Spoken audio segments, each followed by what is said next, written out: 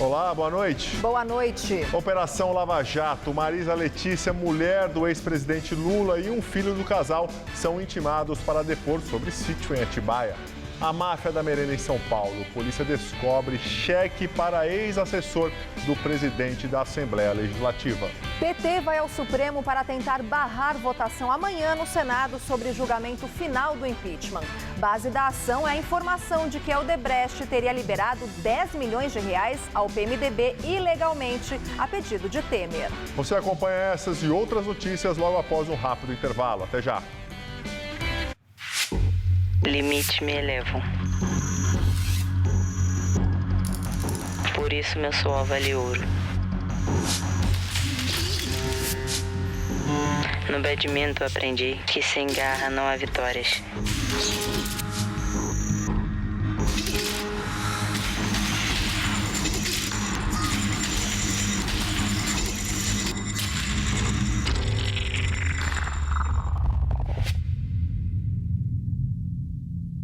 Desafios se tornam fáceis quando lembro que não estou sozinha, que a cada ponto que ganho, milhões de brasileiros ganham também.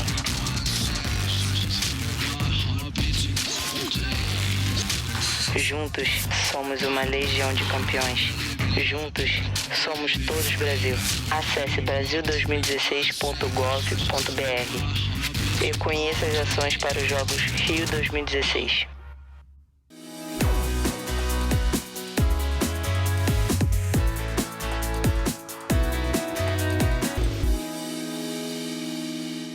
Qual caster você é? Eu sou jornalismo. Eu sou Relações Públicas. Eu sou Publicidade e Propaganda. Eu sou Rádio, TV e Internet. Essa é a minha Casper. Essa é a nossa Casper. Linguiça, lasanha... Ô, Dudu, o que mais tem na lista aí? Tem queijo. Tem presunto. Guga, que selo é esse aqui na embalagem? Esse é o selo das mais de 100 mil famílias da Aurora. É sobre a história de quem acredita no cooperativismo. Que tal a gente preparar um lanche delicioso e assistir toda essa história no site da Aurora? Oba! Eu tenho certeza que você vai curtir. Aurora, a hora mais gostosa do dia e da família brasileira. No Todo Seu desta segunda tem musical. Vamos conhecer um museu bem diferente. Todo Seu, nesta segunda, 10h30 da noite.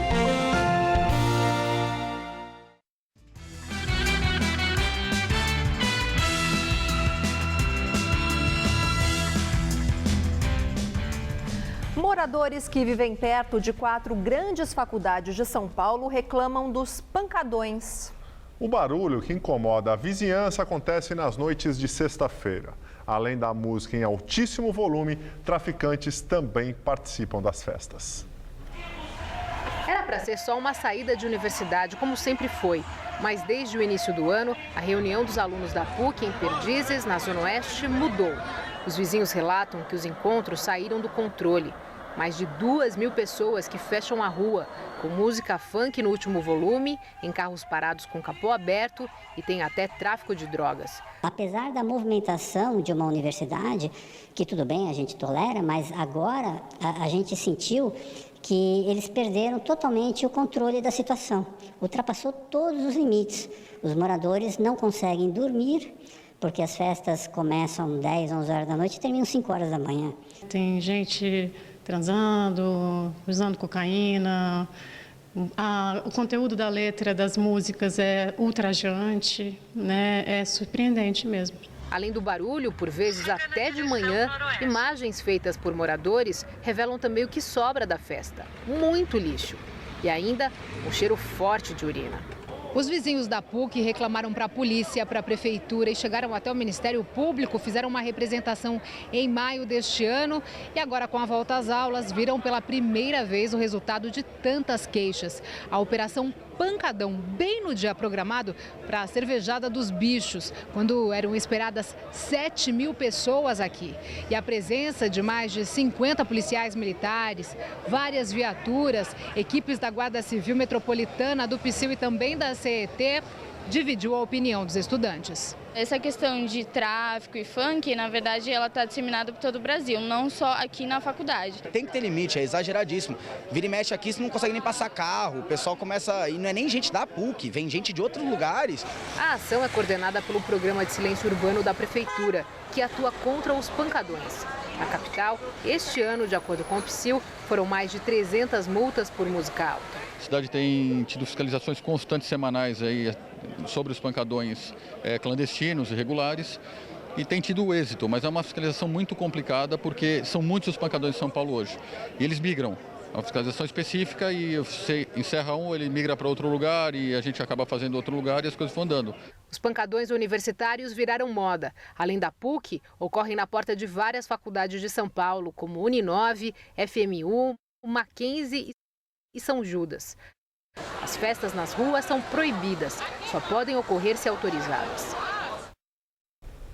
Um cheque emitido pela Cooperativa Orgânica Agrícola Familiar de R$50 mil foi apreendido pela Operação Alba Branca, que investiga um esquema de fraudes no governo do estado e em várias prefeituras. O cheque foi depositado na conta de um ex-assessor do presidente da Assembleia Legislativa, o tucano Fernando Capês, que é um dos alvos da investigação. A informação foi divulgada pelo jornal Folha de São Paulo. O cheque da COAF, a cooperativa suspeita da fraude, no valor de R$50 mil, foi emitido em nome de José Merivaldo dos Santos. Merivaldo foi assessor do presidente da Assembleia Legislativa de São Paulo, o deputado Fernando Capês, e até o ano passado trabalhava na liderança do PSDB na casa. Para os investigadores da Operação Alba Branca, trata-se de uma parcela da propina acertada pela venda ao governo do estado de suco de laranja para a merenda escolar. As condições para o repasse da propina chegaram a ser estabelecidas num contrato de gaveta, firmado com um outro assessor de Capês na época. Jeter Rodrigues Pereira é descrito como consultor no negócio com a Secretaria de Educação do governo Alckmin. O contrato, que tem inclusive uma cláusula que exige segredo das partes, foi firmado em 2014, bem na época da campanha eleitoral. Estabelece o pagamento de R$200 mil a título de comissão, mas diz que o valor só seria liberado à medida que o governo fosse pagando pelo suco de laranja, supostamente superfaturado. O deputado Fernando Capês, que já teve os sigilos bancário e fiscal quebrados, é investigado pela Procuradoria-Geral de Justiça, porque tem foro privilegiado. O nome dele foi citado pelo suposto lobista do esquema. Marcel Ferreira Júlio, em delação premiada, acusou Capês de ser o destinatário da propina. O presidente da Assembleia nega, diz que é vítima de uma trama para desgastá-lo politicamente e que os ex-assessores teriam agido por conta própria. Eu não recebi nenhum cheque, não autorizei ninguém a receber, não tive nenhuma ciência de que alguém recebeu o cheque, não assinei nenhum contrato. Não tenho ligação com o COAF, não conheço ninguém da COAF e não tive nenhuma atuação em Secretaria de Educação, muito menos em contrato de merenda.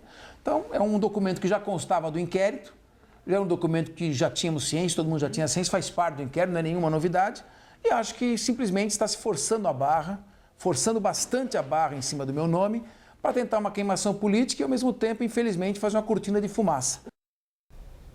O STF deve julgar amanhã recurso do deputado federal Celso Russomano, candidato à Prefeitura de São Paulo pelo PRB. Ele já foi condenado em primeira instância por peculato, que é o desvio de dinheiro público, e foi acusado de usar verba de gabinete para pagar o salário da gerente de sua produtora de vídeos em São Paulo.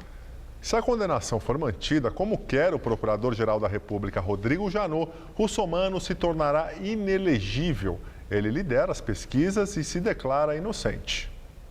Lindbergh Farias, líder do PT no Senado, afirma que partido vai ao STF para adiar votação de amanhã no plenário do Senado sobre impeachment da presidente afastada Dilma Rousseff. O motivo são as informações obtidas em negociação para a delação premiada de Marcelo Odebrecht. Ele, o Odebrecht, afirma que a empreiteira fez doações ilegais ao PMDB a pedido do presidente interino Michel Temer, que também é do PMDB, e para o ministro de Relações Exteriores, José Serra, do PSDB. O argumento do PT é que, se Temer deixar de ser interino, ele não poderá ser investigado pela Lava Jato. Segundo a Constituição Federal, o presidente, na vigência do seu mandato, não poderá ser responsabilizado por atos estranhos ao exercício das suas funções. De acordo com reportagem da revista Veja, Temer pediu apoio financeiro a Marcelo Odebrecht durante um jantar no Palácio do Jaburu, residência oficial do vice-presidente, em maio de 2014. No evento, também estava Eliseu Padilha, atual ministro-chefe da Casa Civil e então deputado federal pelo PMDB. Segundo Marcelo, o pagamento de 10 milhões de reais foi feito em dinheiro ao partido. Do total, 4 milhões foram para Padilha e os 6 milhões restantes ficaram com o Paulo Scaff, presidente da Fiesp, que disputou o cargo de governador de São Paulo naquele ano. O repasse dos 10 milhões está registrado na contabilidade do setor de operações estruturadas da Odebrecht, o departamento responsável pelo pagamento de propina da empresa. Executivos da Odebrecht afirmaram que o ministro das Relações Exteriores, José Serra, do PSDB, recebeu 23 milhões de reais da empreiteira via Caixa 2, quando concorria à presidência da República em 2010.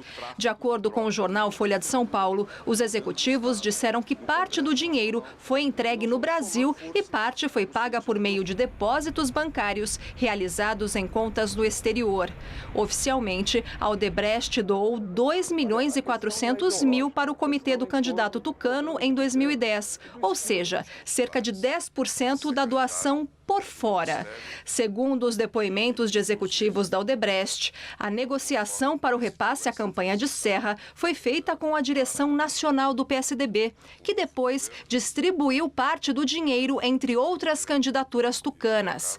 O senador petista Lindbergh Farias, do Rio, defende que o presidente interino Michel Temer afaste os ministros de seu governo citados em depoimento por Marcelo Odebrecht. Em nota, a assessoria de Temer confirmou o jantar e a conversa dele com Marcelo Odebrecht sobre auxílio financeiro da empreiteira a campanhas eleitorais do PMDB. Mas o texto diz que tudo correu de acordo com a legislação eleitoral em vigor e conforme foi declarado ao TSE. Padilha negou ter recebido recursos da Odebrecht e afirmou que não teve ajuda financeira de ninguém porque não foi candidato. Scaff afirmou que a empreiteira não doou para sua campanha.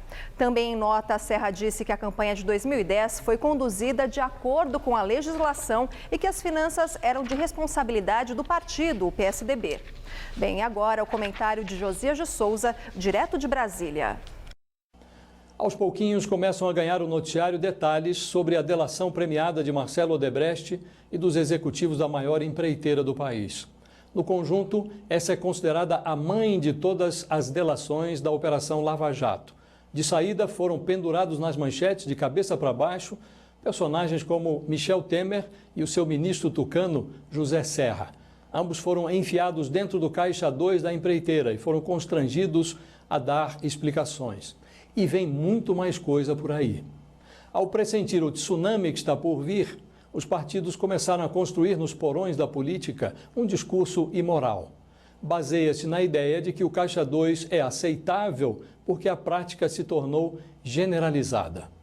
Essa tese de que o caixa clandestino de um partido se justifica porque todos os outros partidos fazem a mesma coisa só tem um objetivo, que é eternizar a imoralidade. Se a Lava Jato mostrou alguma coisa, é que por trás do Caixa 2 existem crimes inaceitáveis como a corrupção e a lavagem de dinheiro. Qualquer discurso ou acordo que vise eternizar o crime organizado na política é uma ofensa à inteligência dos brasileiros. Boa noite. Ministério Público do Distrito Federal pede que a Justiça Federal abra inquérito policial para investigar o ex-ministro de Comunicação Social do governo Dilma, Edinho Silva, por corrupção e lavagem de dinheiro. Também devem ser investigados o laboratório farmacêutico EMS e o senador cassado Delcídio do Amaral. O pedido se baseia em informações fornecidas pelo próprio Delcídio em delação premiada na Operação Lava Jato. Delcídio afirmou aos investigadores que em 2014, quando era candidato a governador do Mato Grosso do Sul pelo PT, procurou Edinho Silva, então tesoureiro da campanha de Dilma Rousseff à reeleição, pedindo ajuda para pagar uma dívida de campanha de R$1 milhão. Edinho teria recomendado que as empresas credoras apresentassem notas fiscais como prestadoras de serviço para a EMS. Na época, Edinho divulgou nota dizendo que as declarações de Delcídio não passavam de uma mentira escandalosa. O laboratório EMS também negou as irregularidades. O parecer pela cassação do deputado afastado Eduardo Cunha, do PMDB, é lido no plenário da Câmara dos Deputados. Depois de 2 sessões, a votação vai se tornar prioridade na pauta, mas o tema não impede votações de outras matérias. O presidente da Câmara, Rodrigo Maia, do DEM, tem afirmado que vai agendar a votação quando houver uma sessão com quórum elevado de deputados. Segundo o presidente da Câmara, a ideia é garantir a presença em peso de parlamentares para dar legitimidade à decisão. São necessários 257 votos a favor da cassação para Cunha perder o mandato. Cunha é alvo de processo de cassação na Câmara por ter omitido a existência de contas no exterior em depoimento à CPI da Petrobras. Ele também é réu em 2 ações penais da Lava Jato e responde a diversos inquéritos. Em todos os casos, Cunha nega as acusações.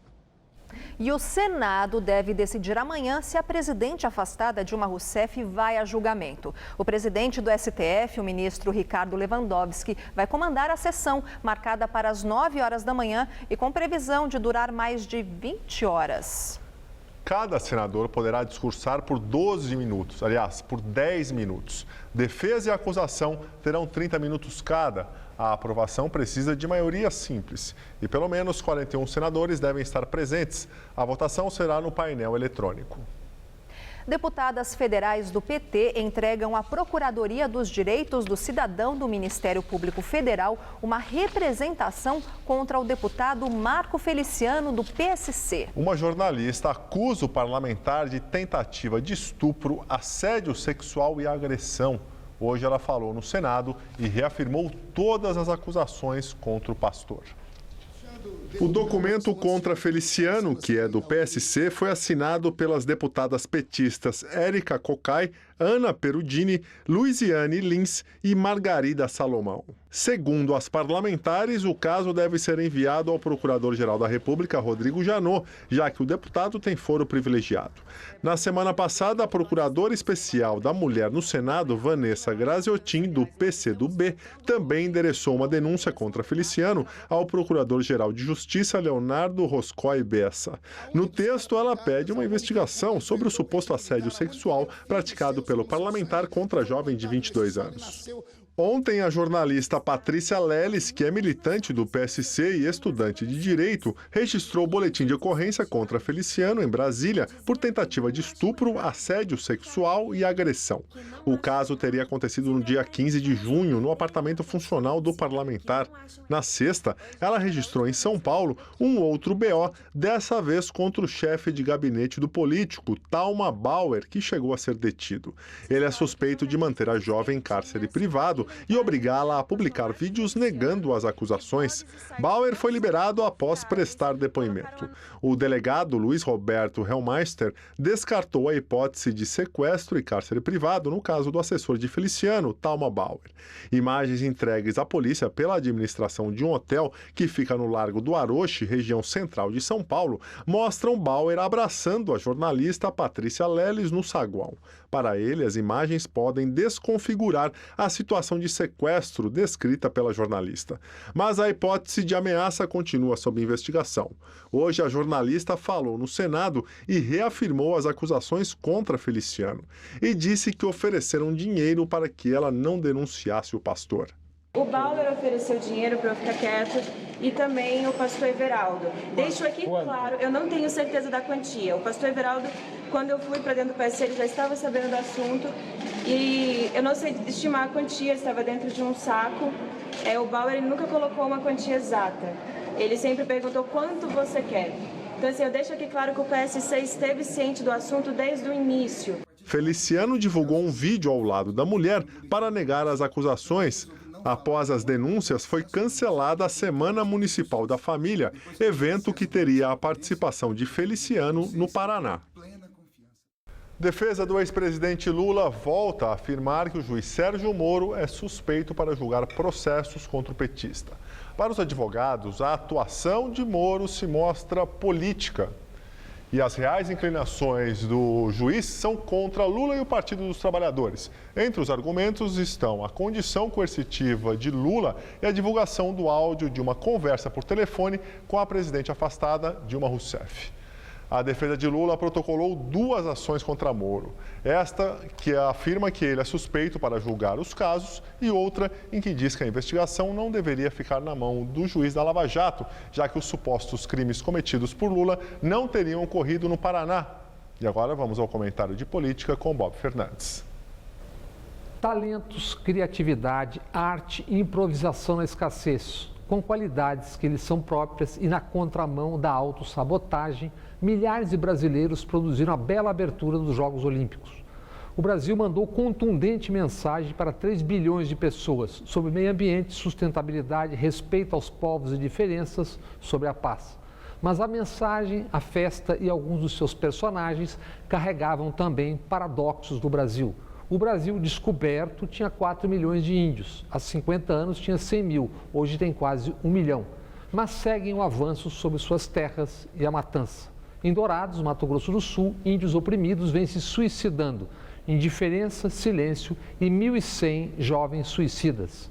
Escravos por 380 anos e hoje 77% de quase 60 mil homicídios ano é de jovens negros nas periferias. Sustentabilidade, queimadas à parte, sem esgotos, 40% das moradias despejam no meio ambiente. Tietê, pinheiros, rios e baías estão aí à mostra. O paradoxo supremo, o clímax do espetáculo da hipocrisia, teve bilhões de pessoas como testemunhas. Todos sabiam que ele estava lá, mas que seria como se não estivesse. Seu nome seria evitado porque seria vaiado. Ele foi vaiado, o mundo sabe que ele foi vaiado e por que foi. Já se sabe mais. Ele, Temer, terá seu nome citado pela Odebrecht por ter pedido e o PMDB recebido 10 bilhões da empreiteira, relata a revista Veja. Na tribuna, também o chanceler José Serra, que recebeu 23 milhões via Caixa 2, informa a Folha. Dinheiro aqui e fora, além do por fora para intermediários. Como caminham as delações, para desespero do moralismo caolho, nenhum partido, nenhum político grande escapará, no mínimo, do Caixa 2. Boa noite. A Polícia Federal intimou hoje Marisa Letícia, mulher do ex-presidente Lula, e o filho do casal, Fábio Luiz Lula da Silva. A Polícia Federal investiga a propriedade de um sítio em Atibaia, no interior de São Paulo. Os investigadores apuram se o imóvel pertence ao ex-presidente e se foi dado a ele em troca de contratos fechados pela Odebrecht e a OAS junto à Petrobras. Os empresários Jonas Leite Suassuna Filho e Fernando Bittar também foram intimados para depor nas investigações da Operação Lava Jato. O sítio está registrado nos nomes de Suassuna e Bittar. Há suspeita de que o registro tenha sido feito em nome dos empresários para ocultar a propriedade em nome de Lula ou dos familiares. O ex-presidente nega que seja dono do sítio. A passagem de uma frente fria pelo mar trouxe ventos frios e úmidos aqui para São Paulo, que deixou a segunda-feira bem nublada e bastante fria. E amanhã, de acordo com os meteorologistas, teremos mudanças no tempo em todo o estado de São Paulo. Vamos ver em detalhes a previsão com Mariana Armentano. Teremos mudanças. Para esta terça-feira, a previsão é de chuvas em boa parte do estado de São Paulo. O ar seco só continua predominando e mantendo o tempo quente e seco lá no norte do estado. Nas outras áreas, há previsão de chuva e pode chover já pela manhã, ali na região que faz divisa com o Paraná. A sensação ainda é de tempo abafado em todo o interior paulista. A máxima vai aos 26 graus em Presidente Prudente, 27 em Presidente Bernardes e na cidade de Ribeirão Preto, calorão à tarde na casa dos 32 graus. E aqui na faixa leste, incluindo o litoral e a Grande São Paulo, o dia começa friozinho, com névoa, mas logo o sol aparece e as temperaturas sobem bem em relação a hoje. Só que a partir do meio da tarde, podemos ter pancadas de chuva em pontos isolados. Vamos ver como ficam as temperaturas aqui na capital? Nessa próxima madrugada, mínima de 15 e máxima amanhã à tarde de 24 graus. No meio da semana, chega uma massa de ar polar e aí esfria bem. A máxima fica em torno dos 19 graus na quarta e dos 18 graus na quinta-feira. A judoca brasileira Rafaela Silva conquistou hoje a primeira medalha de ouro nos Jogos Olímpicos do Rio de Janeiro para o Brasil. Foi na categoria até 57 quilos. Rafaela derrotou na decisão a judoca da Mongólia, Sumia Dorjuren, com um vazare. Nas fases anteriores, ela passou por uma alemã, uma sul-coreana, uma húngara e uma romena. Uma curiosidade, Rafaela foi desclassificada na Olimpíada de Londres na segunda rodada, quando deu um golpe ilegal na mesma húngara que derrotou nas quartas de final para o caminho do ouro. E no final da tarde, as meninas do handball conquistaram a segunda vitória. Com resultado folgado 26-13, as brasileiras venceram as romenas no duelo do Grupo A. Foi justamente o time da Romênia que eliminou o Brasil do último Mundial de Handball no ano passado. Hoje, só a jogadora Ana Paula fez 8 gols. Mas o destaque do jogo foi a defesa do Brasil. Teve até gol da goleira Babi. O próximo jogo de handball feminino é na quarta-feira, às 9h30 da manhã, contra a Espanha. Mudando totalmente de assunto, vamos falar de economia, porque analistas do mercado financeiro reduziram novamente a projeção para a inflação em 2016. E esses mesmos especialistas entrevistados pelo Banco Central também melhoraram a previsão de retração do PIB para este ano. Segundo o Boletim Focus divulgado hoje, a perspectiva para a queda do Produto Interno Bruto passou para 3,23% em 2016. Já a previsão do mercado para o IPCA, que é a inflação deste ano, recuou para 7,20%. E agora vamos ao comentário de economia com Denise Campos de Toledo.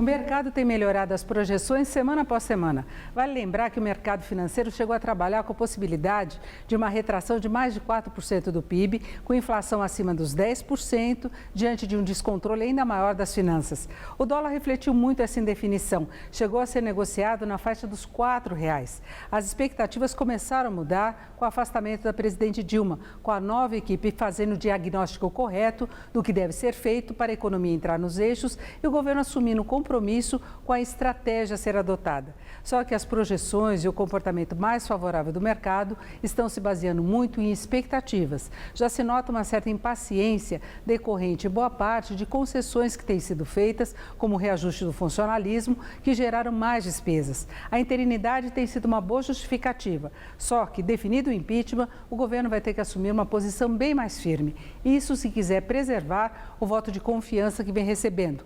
Vai ser fundamental garantir a aprovação da PEC, que deve limitar o aumento de gastos, mas não será suficiente. Ainda vai ter que avançar com o programa de concessões e privatizações, que pode gerar mais receita e investimentos, e com a reforma da Previdência. São essas ações que vão reafirmar o compromisso, até político, com o ajuste fiscal mais sério.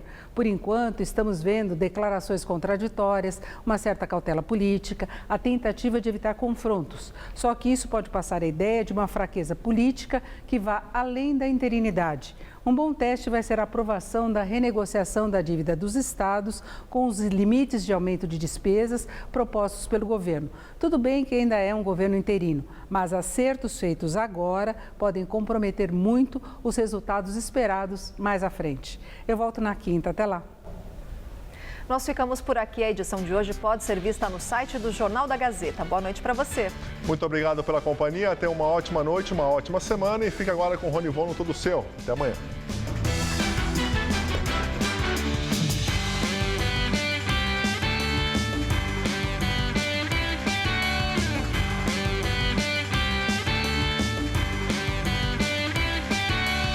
Matérias especiais e comentários do universo esportivo você confere no Gazeta Esportiva.